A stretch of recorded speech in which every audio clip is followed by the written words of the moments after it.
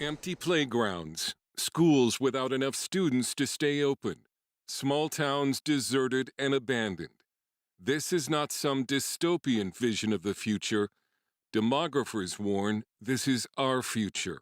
Global population growth is leveling off, and by the second half of this century could begin to shrink for the first time since the bubonic plague struck the world almost 700 years ago. Everything that we understand that functions in our societies today that depends on people, which is almost everything, is going to change. Stephen J. Shaw is a data scientist, demographer, and producer of the film Birth Gap. He spoke to us from his home in Japan, one of the nations at the forefront of this global demographic collapse. Shaw told us he made the documentary mostly out of fear. Fear of the future that we're, as a planet, completely unprepared for and mostly unaware of.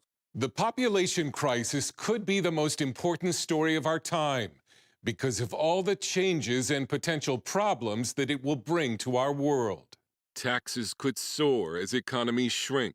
The many elderly could cause retirement and medical systems to collapse. Businesses will struggle to find employees, and there won't be enough young to care for the old.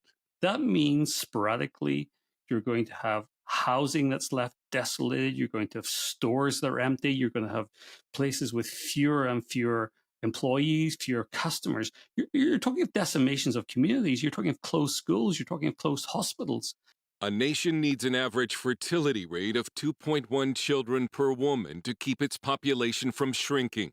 The countries on this map in some shade of blue all fall below that replacement rate. They include 70% of the global population in almost every developed nation. The U.S. fertility rate hit a new record low last year, dropping to 1.62 births per woman, a number temporarily offset by record numbers of illegal immigrants. In his film, Shaw explains how fewer children from fewer and fewer mothers creates a cascading effect, leading to a downward spiral from which Shaw says no known civilization has ever recovered. This thing is going to be like a snowball rolling downhill.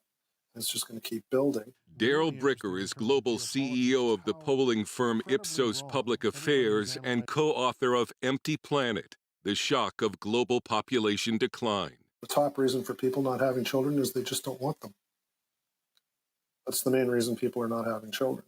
The second reason tends to be related to their ability to have children, whether it's the relationship that they're in or the personal circumstances they find themselves in, or their physical ability to have children.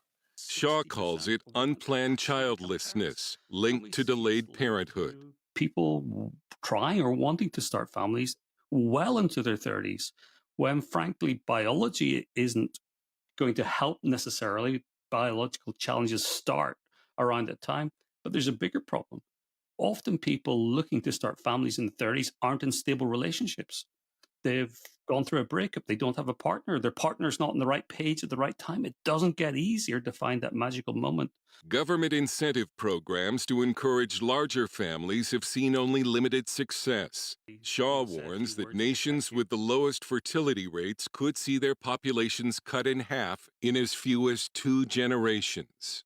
Most of our lives, we've been told how the world faces dangerous overpopulation. If the present trends continue, our cities are going to be choked with people. They're going to be choked with traffic. They're going to be choked with crime. They're going to be choked with pollution.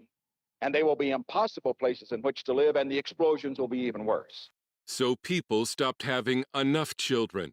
And now this widening birth gap could be the most important social and political event in modern history.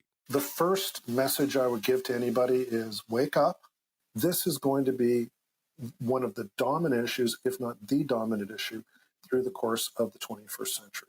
We've gotten used to this idea that things generally get better, but all of that relies on certain things being in place. It's not like population is going to glide down to some wonderful lower number. No, it's ugly. But also because there's no known solution. No society's ever come out of this. The future doesn't have to look like this. But Shaw said we've got to start talking about it. Dale Hurd, CBN News.